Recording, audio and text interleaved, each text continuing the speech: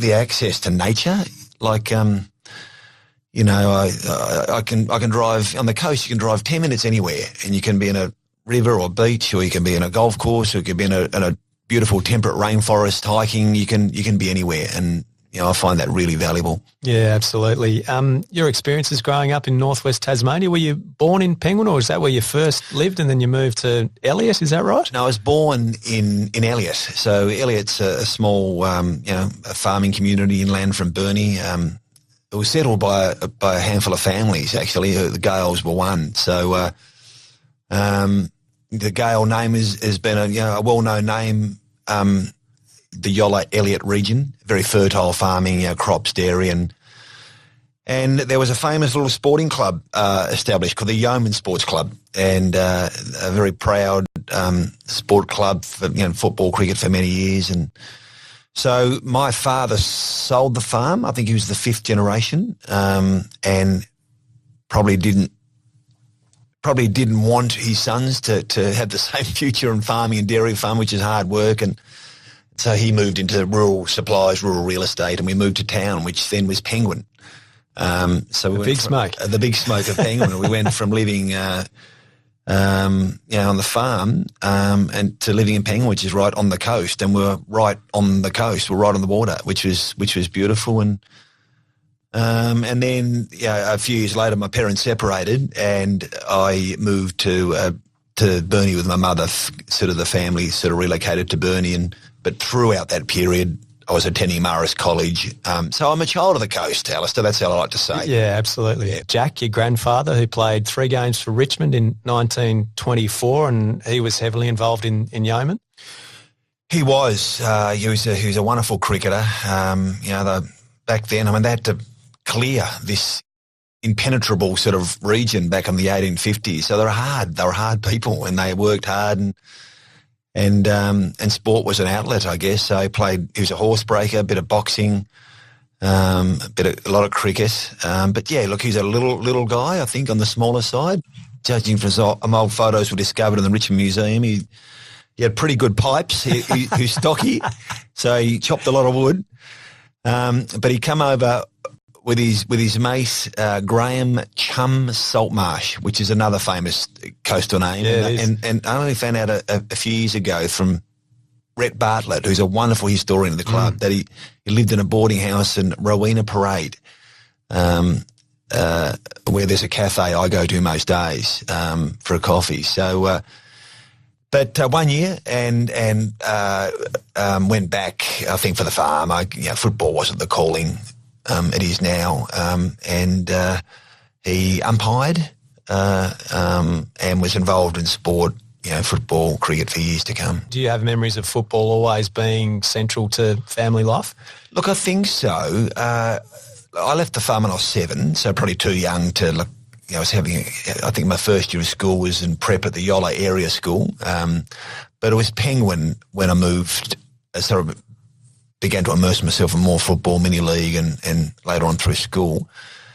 I guess it was that stage I began to learn a bit more about my father. My father had a strong connection to football on the coast, but he was never like a lot of fathers back then. He was never sort of in your life. He was working hard and providing for the family, and so I had a brother, Michael, elder, so we just spent hours kicking the footy, playing sport, all the local hoodlums running around, and surf life saving and surfing and cricket. And when we moved off the farm, sport and football became a bigger part of our life. Yeah. Did you see your dad play footy? No, never. No, he began in the NWFU, which was obviously the three strong leagues, that one being the Northwest. He started his career at Yeoman, then went to Wynyard, and it was at Wynyard he became All-Australian.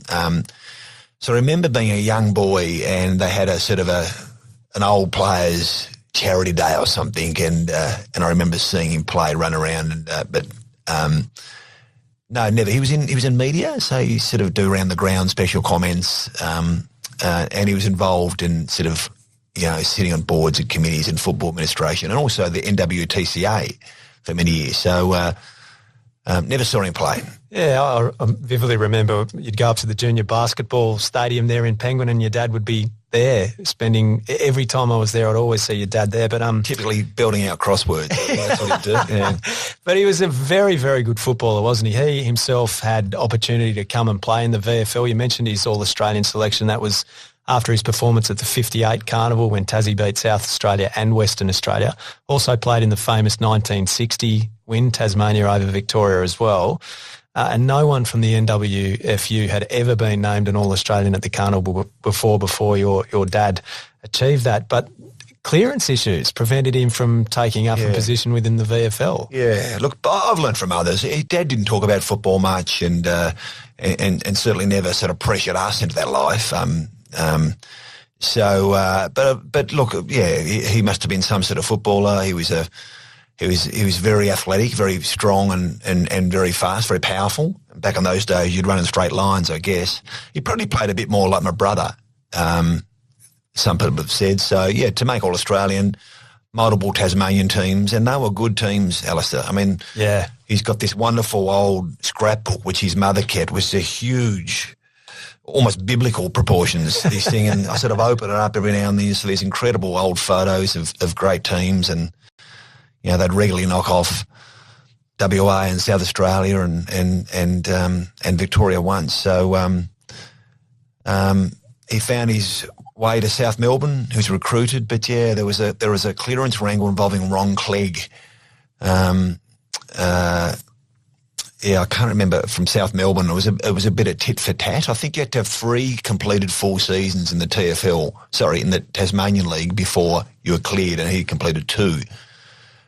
There were always exemptions that could apply. It wasn't granted, and he played here. He lived with Fred Goldsmith for a year. Yep. Lived in South Melbourne. He played amateurs here, didn't he? He played under an alias in the old Federal League for a few months, and he lived in the old. It was called the Bleak House Hotel. Now it's called the Beach Hotel. Okay. At the end of on the water down here, Beaconsfield Parade, there was a famous South Melbourne family that had links with a bit of organised crime, I think, judging from some of the wheelings and dealings. But it was a colourful time. But ultimately, the farm beckoned. He had to get back. They had the family farm, and like I said earlier, it perhaps wasn't as the biggest deal back then. Didn't have the allure, yeah. We didn't see it. I mean, Bob Rose retired at 25 to go to Wangaratta. You know what I mean? So he had a farm. That was his vocation. That was his calling, and so he went back. Yeah, it seems strange by modern standards, but of the standard of the day, that was perfectly normal to do that type of thing. Did you go and watch Penguin play much as a youngster? Oh, absolutely. Yeah. No, it was my first love in football, and probably remains my first love. So there's a Penguin mini league team we'd play against. There was like a Penguin Ulverston primary school mini league program, and so we'd train after schools, but before the seniors would turn up. And so in 76, 77, Warren McCarthy was the new coach, and 76 beaten by Ulverston in the grand final by Ricky Graham. I think they won the state premiership that year. So 77, Billy Fielding and Chris Fielding and Gary Calmetto and all these, they were gods. I mean, your heroes back then were your local heroes. Yeah. We never got footy beamed in or streamed in or whatever, 24/7. You'd get a quarter of the week on the winners. But your football heroes were your local heroes, and they were my heroes, and still are, to be honest. When I look back, it was at a Tassie Hall of Fame gathering a few years ago, and Bill Fielding, I mean, what a god he was, what a legend. Yeah. The way he lived his life and his work ethic and his selflessness and humility. And another dairy farmer too, isn't he? Yeah, he'd milk 150, 200 head of cow before a game, He's just, but that was all part of the legend that was Bill Fielding. But mascot, 77 grand final. Ah, yes. Our mini league team, we lined up as a guard of honour, and they had a famous drought-breaking victory, and in 80 they won, and whenever they did, old Mr. Williams, no Williams, he'd get the fire truck out and go up and down the main street with the players drinking beers in the back. And we'd always go to mass on Sundays, Alistair. We'd be forced by parents, so very observant. But Sunday mornings when Penguin won a premiership were always a windfall because my brother and I would get there early and we'd go to the old rec ground and just go around and pick up all the old bottles, Coke bottles and lemonade bottles and take them down for refunds for 10 cents a pop or whatever. So great days, great memories. And I reckon Michael played in Penguin's last premiership in 1985, and every year I get myself worked up because I think when Penguin makes the grand final, they're going to win. We've lost 3 by under a kick, I reckon, in recent seasons. But I remember looking at that photo in 85 against Smithton, the last premiership. Michael's part of that. Yeah, and that was a famous win because they were beaten in the semi-final by Smithton by, I would say, close to 80 points, like belted. They got to the prelim and beat Wynyard at Devonport by, I think, a point, and then met Smithton again at the grand final. And, there was, I remember there was, champagne on ice and the old Saints. And they won by 80. It was like a 150-point turnaround. Wow. And it was pretty willing. I mean, I remember Garth Barrett had one of those Corbershock boys on the wing in a headlock, and just Chris Reynolds played well. It was a comprehensive win, and unfortunately, their last one. Sporting, I just have this memory of the Penguin Football Club being such a central part of the community, and I think right across the Northwest Coast, all those sporting clubs, cricket, football, all those things it almost defined who you were. If you were good at sport, that really meant something. It was such an important part of the fabric of communities there, wasn't it? Yeah. Yeah, because there were lots of little dotted communities, weren't they? So, there was that participation, identification, but also the rivalries. What did you think of Ulverston? I still have shivers down my spine going past Ulverston. I hate them. I had, in the 76 grand final, I had a little blow-up penguin. Mum must have got me or something. But I remember after the game, these local Ulverston hoods grabbed it and just choked the thing. just right in front of my eyes. I remember just crying, and I would have been 6 or 7 or something. I can't remember how I it was. would have loved you to have found those blokes about 12 years on, Benny, when you'd put on a bit of size, and they might not have been prepared to do that. But a wonderful sporting tradition, a proud, those communities they're remarkable in what they contribute. So you played at Burnie, but not at Penguin, is that right? How did that come about? No, so I finished HSC and went to uni for a year, first year. Michael he'd been recruited into the old Form 4 system, and he was playing for Fitzroy and had just started to establish himself. I came back end of first year uni, and it was summer. I was in Burnie, just trying to get my head around into going back, and Burnie had just entered the statewide competition. And Warren McCarthy, who was the coach of those great Penguin teams, was the coach, and Colin Robinson, who was a wonderful Hawthorn player, had just returned, and he was the captain. And so, look, I was a young raw kid with a bit of promise, I guess, and they met and just encouraged me to think about maybe having a year and giving it a bit of a go. And I probably hadn't taken footy too seriously at that stage. I was still growing. I had a very violent spurt of growth. We had played an Old Scholars amateur premiership at Hobart in my uni year, but it wasn't serious footy. So I gave it a go. I got drafted that year at Richmond, but that was the reason. It was Burnie's first inaugural year in the emerging statewide competition. So 87 was that? It was 87, yeah, and we made finals. Made finals our first year, and it was great. Now, Michael Roach tells a story that he was sent by Richmond to watch Burnie play, specifically to look at Errol Bourne, and he came back and all he could talk about was you, and you'd kicked 6 in the game, and he said this lad's ready to play VFL football. Do you have any memory of that? I remember seeing Michael Roach in the rooms after the game. Everyone knew who Michael Roach was, and he must have had a relationship with maybe Warren McCarthy or something, but I remember seeing him in the rooms and not knowing for 1 minute why he was there. But yeah, evidently he was to watch Errol, but also Craig Cross, who was from Queenstown, actually, from the west coast of Tasmania, played with me at Burnie, but a few years earlier he'd played in the Richmond under-19 premiership, and he was a prodigious talent. a freakish talent. Probably lacked commitment in a few other areas.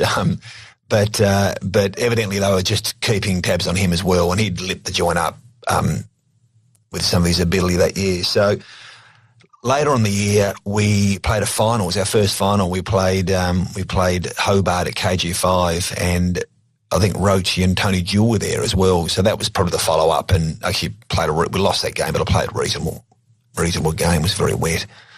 But yeah, it wasn't until after I learned that from Roche. He was there he took that intelligence back, and here we are, all these years later. You said you hadn't taken your football too seriously until you got to Burnie. When does that start to change? Is it when you get to Richmond, do you feel ready? Do you feel like a footballer? Yeah, look, I left. I think I played first 18 at Morris College in Year 9, and I was a rover. I was a rover. I hadn't even reached puberty. With year 12, year 11 boys, young men, and I grew to the current height inside 18 months. So I went from being a pretty good player and competent to just being, the old man used to say, like a newborn colt, just arms and legs. And so I went to uni, and so my footy sort of stagnated a bit for a while. I found it hard to sort of come to terms with everything. I went to uni, enjoyed uni life to the full. Footy wasn't a priority, it's probably fair to say. What were you studying? So I studied arts law. Yep. Yeah. Came back to Burnie, promising, but probably did enough to get drafted of potential. Come to Richmond, just continued to develop, all started to come together, but had a couple of really bad years of injury. I had 2 groin operations, which we now refer to as osteitis pubis. My young, immature body just couldn't withstand the rigours of training. It sort of broke down, and I got that sorted. And but I guess my brother blazed the trail. He'd established himself, and I thought, well, I could actually do that, and we spent that much time together. And but yeah, you come to Richmond to the AFL, into an elite environment, and it just picks you up. The whole program. And yeah. Did you spend much time with Michael when you first came across? Did he help you sort of settle in? Yeah, we lived together. I spent a few months in a Tiger House, was called, a short-term hostel with young recruits, and then I lived with Michael in East Brighton, with Michael, Al Lynch, Darren Kapler, Matthew Armstrong. There's about 6 of us. We had a big old house in East Brighton, and then we lived together for a few years. And then moved out. Gee, that would have been a good household. Imagine a fair bit of fun. As much as you were focusing on your footy, it would have been a good environment. Yeah, it was fun. Yeah, we had a lot of fun just to see how they approach things. But I was struggling with injury, and they were obviously playing. Fitzroy were always very competitive. We were still struggling a bit, I guess, No, Lynchy was just about to take off, and Matty Armstrong and Michael was there's a lot of Tasmanian stories, a lot of friends that always come and stay over, but not professional by today's standards. But were you just playing footy, or were you working? No, you were studying again. Yeah. No, in fact, when I came over, I worked at a big accounting firm, Ernst & Young, for a couple of years, just as like an office boy, gopher, just to settle in and find my way around Melbourne and try and establish myself at the club, and then went back to uni. You played 244 games in the end. In 1990, you're part of the Tassie team that wins, and that's very early in your career, and you got to play with a number of fantastic Tasmanian footballers, and some who are still making a name and some who never even played at VFL, AFL level. What are your memories of that experience, the 1990 State of Origin win? Oh, look, when I look back now, it's one of those things you're really proud of. It all happened very quickly. It was my first year. I'd only played about 5 games, but we'd played a game against the Brisbane Bears at Carrara, and it was a really hot day and on a big ground, and we had a good win, a tough grinding win. Actually played okay, and so I was sort of picked off that performance really. And Shorey said, I never played Till Cup with Tassie, but So it was my first game for the state to play clearly with my brother and some of those other Fitzroy boys who I live with, who I talked about. And so there's some emerging names, but, like guys, Dougie Barwick and Scotty Clayton and, it was wonderful. And at half time, I think some members of that 1960 Victorian team, who were the only team at that stage who'd beaten Victoria, were sort of paraded. There was a bit of an event for them, and I remember Dad and Stuart Spencer and a few. So it was it was pretty cool, And Shorey, an eccentric coach, but sort of would try and sort of find anything to give you that little bit of extra motivation. He made us walk around the entire circumference of the North Hobart Oval. So we basically come in we're staying at the old hotel up on the hill. Yep. But rather than just taking the beeline through the main gate, we walked down the Lydiard Street end and around the outer, the other side, the right streets, down through the crowd, through the wet area, and just to get the boys. It was like I felt very awkward and self-conscious, but sure he was loving it. But it was great. It's like, taking the bus down Caxton Street, that kind of thing. Like to feel that passion. I remember before the game, and I've always been pretty composed in the way I prepare, but I remember James Manson having Colin Alexander almost in a headlock. Collingwood teammates at the time ramming him into lockers and shaking the whatever out of him. And I thought, wow, we're on here. We're on.